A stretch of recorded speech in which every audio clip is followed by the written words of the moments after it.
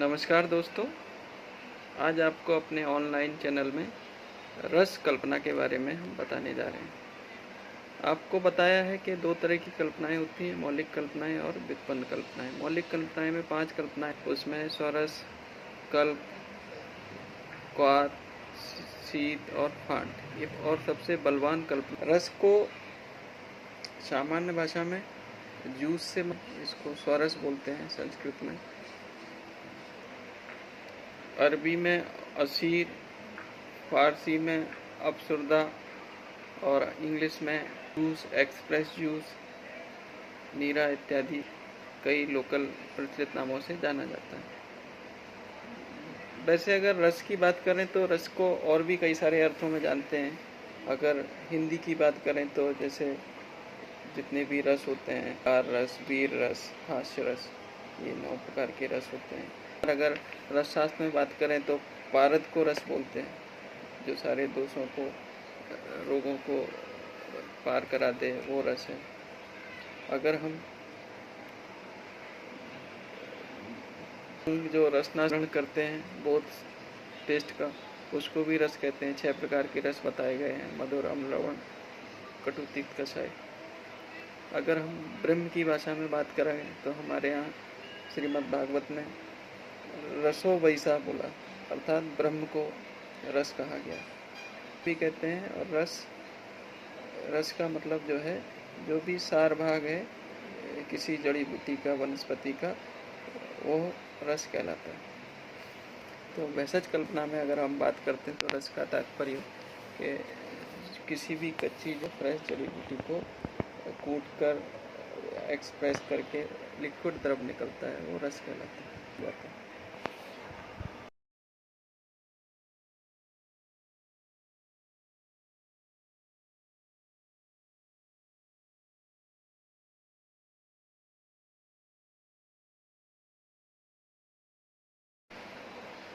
अब विषय आता है रस की परिभाषा। आचार्य चरक ने बहुत ही सुंदर परिभाषा दी। उन्होंने कहा, यंत निष्पीडात द्रव्यात रसा स्वरस उच्यते। चरक सूत्र स्थान के अध्याय 4 में। इसका तात्पर्य यह है कि जो भी यंत्र से दबा कर किसी औषध द्रव्य से जो भी द्रव्य या रस प्राप्त होता है, उसको स्वरस कहते हैं। अष्टांग हृदय के सूत्र स्थान के 8वें अध्याय में महर्षि भागवत ने लिखा कि ताजे सद्ध रूप में ग्रहण किए हुए द्रव्य को जल से धोकर भली भांति कूट कर जो भी निचोड़ने से लिक्विड प्राप्त होता है, द्रव प्राप्त होता है, उसको स्वरस कहते हैं। इसी से एक कदम और आगे बढ़कर अष्टांग हृदय में महर्षि भागवत ने लिखा, ताजी दोष रहित कीटाणुविहीन हरी जड़ी बूटी को जल में धोकर, कूटकर, सुखाकर, उसको निचोड़कर जो भी रस प्राप्त किया जाता है, वह स्वरस कहलाता है। और स्वरस को कपड़े से अच्छी तरह से छान लेना चाहिए। महर्षि सारंगधर ने मध्यम खंड के पहले अध्याय के दूसरे श्लोक में लिखा कि ताजी जड़ी बूटी को उखाड़कर, कूटकर, उसको किसी यंत्र के द्वारा या किसी वस्तु के द्वारा उसको निष्पीडन कर जो भी द्रव प्राप्त किया जाता है, वो स्वरस कहलाता है। यहाँ पर ध्यान रखने वाली बात यह है कि जो भी सॉफ्ट औषधियाँ होती हैं, जिनसे फ्रेश औषधियाँ होती हैं, जिनसे हम आसानी से दबा सकते हैं, उनको हम हाथ से दबा कर निचोड़ते हैं रस। और जो औषधियाँ हार्ड होती हैं, सख्त होती हैं, उनका हम किसी यंत्र के द्वारा निष्पीडन करते हैं, तब स्वरस निकालते हैं। इसके अतिरिक्त जिन औषधियों को हम फ्रेश रूप में रस नहीं निकाल सकते, उनको अनुकल्प विधि से, जबकि हमें फ्रेश जड़ी बूटी की उपलब्धता सुनिश्चित ना हो, इसके अतिरिक्त कुछ औषधियाँ जैसे कि पाशा, नीम इत्यादि का पाक विधि से स्वरस निकाला जाता है। अब फ्रेश जड़ी बूटी की अनुरूपता में अगर ना उपलब्ध होने पर अनुकल्प विधि के लिए महर्षि चरक ने बताया है।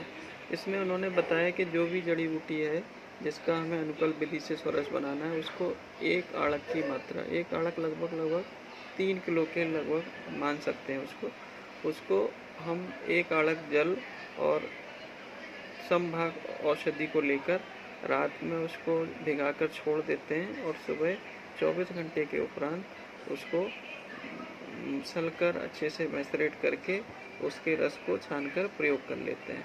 इस विधि से निकले हुए रस को अनुकल्प विधि से प्राप्त रस कहते हैं।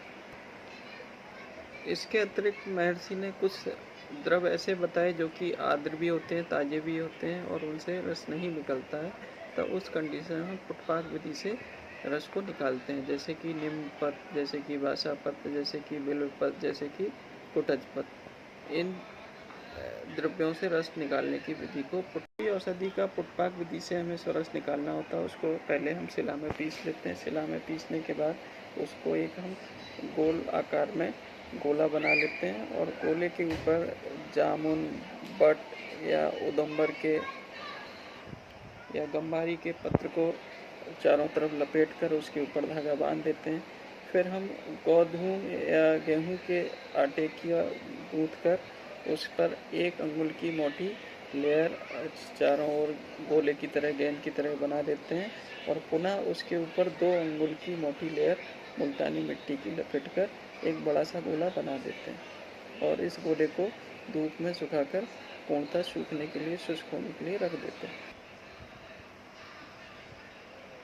और फिर सूखने के उपरांत गौमय की या गोबर के उपले या काउडन केक के अग्नि पर उसको पाक करते हैं, पकाते हैं और रेड हॉट होने पर, लाल कप होने पर उसको तुरंत गर्म अवस्था में ही तोड़ते हैं और उसका मिट्टी की लेयर, गेहूं की लेयर निकालने के बाद पत्र को अलग करके उसका जो शून्य पार्ट है उसको कपड़े में लेकर निचोड़ते हैं और स्वरस को प्राप्त करते हैं। इस विधि से प्राप्त स्वरस को पुटपाक स्वरस कहते हैं। इस विधि से निम्न, वाचा, बिल्व, कुटज, शिवनाक इत्यादि का स्वरस प्राप्त किया जाता है। अब मात्रा की बात आती है। महर्षि सारंगधर ने कहा, स्वरस्य गुरुच्यतात् फलम अर्धम प्रयोज्यते निश्योषितम च अग्निसिद्धम फलम मात्रम सा रसम पिबेत। अर्थात जो रस है जो कि साधारण विधि से निकालते हैं बिना अग्नि के प्रयोग के, उसको हम पल अर्थात 1 पल हमारा 48 ग्राम का होता है, तो 24 ग्राम की मात्रा में या 2 तोला औषधि को हम स्वरस की मात्रा को प्रयोग करते हैं। इसके अतिरिक्त जो अनुकल्प विधि से, जो पुटपाक विधि से स्वरस निकाले जाते हैं या अग्नि विधि से जो स्वरस निकाले जाते हैं, उनको 1 पल की मात्रा में प्रयोग करते हैं। 1 पल अर्थात 48 ग्राम, 48 अर्थात 4 तोला। और इसी को लगभग जो मैट्रिक सिस्टम में बात करें तो 50 ग्राम के समकक्ष हम मात्रा को समझ सकते हैं। अब प्रक्षेप कहते हैं इसके टेस्ट को, इसके फ्लेवर को बढ़ाने के लिए जो भी चीज़ें बाद में डालते हैं उनको प्रक्षेप कहते हैं। प्रक्षेप के लिए महर्षि सारंगधर ने बताया, मधु, शर्करा, गुड़, क्षारक, लवण, घृत, तेल, चूर्ण डालने हो तो इनको 1 कोल अर्थात 6 ग्राम की मात्रा में डालना चाहिए। इसके अतिरिक्त उन्होंने आगे कहा कि पुटपाक विधि से जो भी निर्मित स्वरस होते हैं उसमें अगर हनी डालना है तो हनी को 1 कप अर्थात 12 ग्राम के लगभग डालना चाहिए। इसके अतिरिक्त रस विज्ञान और वैशेषिक कल्पना के मूर्धन विद्वान आचार्य तिकृन जी ने कहा, द्रवगुण विज्ञान की परिभाषा करने में कहा कि लवण, क्षार और चूर्ण आदि रोग और रोगी की क्षमता, बल को देखकर निर्धारण कर उसकी उचित मात्रा में प्रयोग करना चाहिए। अब विषय आता है कि स्वरस की क्या उपयोगिताएं हैं, क्या इसका प्रयोजन है। तो पहला यही है कि स्वरस गुरु होते हैं, बलवान होते हैं और रोगी के अगर बलवान होने पर इसका प्रयोग तुरंत किया जाता है और इसके परिणाम बहुत अच्छे आते हैं, जैसे कि आम्ल की रसायन। फिर दूसरा प्रयोग आता है भावना के लिए। अगर हम जैसे आंवला है, आंवले में अगर आंवला रस की भावना दे दें तो और फोर्टिफाइड हो जाता है। तो फोर्टिफिकेशन ऑफ दी मेडिसिन के लिए रस कल्पना बहुत ही महत्वपूर्ण है। ऐसे ही औषधियों के कुछ अपने विषाक्त दोष होते हैं, कुछ दुर्गुण होते हैं, उनके निवारण के लिए रस कल्पना की भावना का प्रयोग किया जाता है। जैसे कि अष्टपंचरी रस में जयपाल की भावना देते हैं, उसके लिए विषाक्तता को दूर करने के लिए भृंगराज की भावना देते हैं। संजीवनी बटी बनाते हैं तो उसमें गौमूत्र की भावना देते हैं। ऐसे ही अगर वचनाभ का शोधन करते हैं तो उसमें गौमूत्र में शोधन करते हैं। तो जितने भी षोडश इत्यादि हैं ये प्यूरिफिकेशन के काम में भी आते हैं। इसी तरह विभिन्न प्रकार के रसों को, भावनाओं को शोधन के लिए, वस्तु निर्माण के लिए वनस्पतियों के षोडश की भावना दी जाती है।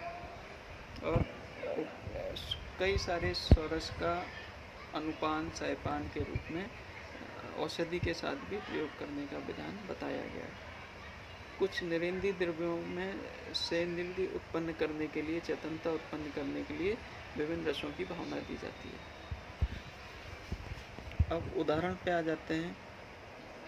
जैसे कि हम घर में भी अपने चिकित्सा में आसानी से प्रयोग कर सकते हैं। कभी भी कोई सर्दी हो, खांसी हो, जुकाम हो, अरुचि हो, उसमें हम प्रक्षाय हो तो अदरक के षोडश का प्रयोग कर सकते हैं। अदरक के षोडश को मधु में डालकर प्रयोग किया जा सकता है। इसके लिए सारंगधर ने मध्यम खंड के पहले अध्याय में 3रे श्लोक में बताया।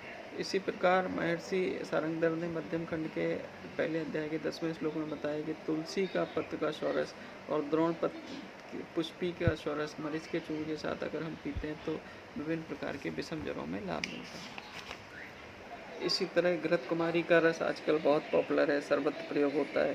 तो घृत कुमारी के रस के लिए भी हम इसके घृत कुमारी के पत्तों को, उसके फ्लैंक को प्रॉपर साफ करके उसके ऊपर के ग्रीन पार्ट को हटा देते हैं और अंदर का जो जेल है उसको हम निकालते हैं। प्लेटिंग क्रिया के द्वारा निकाल कर उसको हम प्राप्त करते हैं जेल को, और जेल को निष्पीट कर या किसी या मिक्सी के माध्यम से, जूसर के माध्यम से जूस निकाल लेते हैं। एलोवेरा जूस की मात्रा 10 से 20 ग्राम हम नित्य रूप से प्रयोग कर सकते हैं। इसके लिए एलोवेरा का जूस अग्निमान में, उदर रोग में, गुल में, प्लिया में, यकृत रोग में, उदर शूल में, विबंध में, कृमि रोग में प्रयोग होता है। अगर किसी को अग्निदग्ध हो जाए, बर्निंग हो जाए, तो ये घर में बहुत ही निरापद और बहुत ही सुलभ आपकी एक बर्निंग क्रीम है। इसमें आप एलोवेरा में हरिद्रा चूर्ण के साथ मिलाकर लेप लगा सकते हैं। अनेक भस्मों में एलोवेरा के जूस की भावना दी जाती है, जैसे बराटिका भस्म, शंख भस्म, सुक्ति भस्म। इसमें इसके एलोवेरा के षोडश की भावना देने का विधान है। इसी तरह एलोवेरा के षोडश से कुमार्याशव बनाने का निर्माण का विधान किया जाता है। इसी तरह षोडश को मंदाग्नि में धूप में सुखाकर हम एलुआ या मुशब्बर भी बनाते हैं, और इसके जूस को शैम्पू, जेल इत्यादि में प्रयोग कर सकते हैं। जैसे ऊपर अभी हमने आपको बताया बादशाह निम्न इत्यादि का पुटपाक विधि से षोडश बनाते हैं। तो इसके लिए महर्षि सारंगधर ने मध्यम खंड के पहले अध्याय के 38वें श्लोक में कहा कि पुटपाक विधि से निर्मित बादशाह षोडश मधु मिलाकर पीने से रक्त, पित्त, काश, ज्वर, क्षय का नाश होता है। तो ये देखिए कितनी सुलभ और निरापद आपको औषधियाँ षोडश के अध्याय में आपको पढ़ने को मिल रही हैं। ये घर में आसानी से उपलब्ध हैं। इसके लिए कोई मशीन की ज़रूरत नहीं, किसी भी चीज़ की ज़रूरत नहीं। आपको बादशाह सब सर्वत्र रहती है, तुलसी सर्वत्र रहती है, गिलोय सर्वत्र रहता है, सौंठ सर्वत्र मिलती है। इनको आप डे टू डे के अपने जब भी सर्दी, खांसी, जुकाम, बुखार है, इनमें युक्त तरीके से वैद्य और वैद्यक ग्रंथों के में बताए हुए संदर्भों के हिसाब से प्रयोग कर सकते हैं। तो आज मैंने आपको षोडश कल्पना के बारे में बताया। ये पंचकषाय कल्पना की प्रमुख कल्पना है, और मुझे आशा ही नहीं, पूर्ण विश्वास है आप इस विषय को आत्मसात करने में सफल रहे होंगे। बहुत बहुत शुभकामनाओं के साथ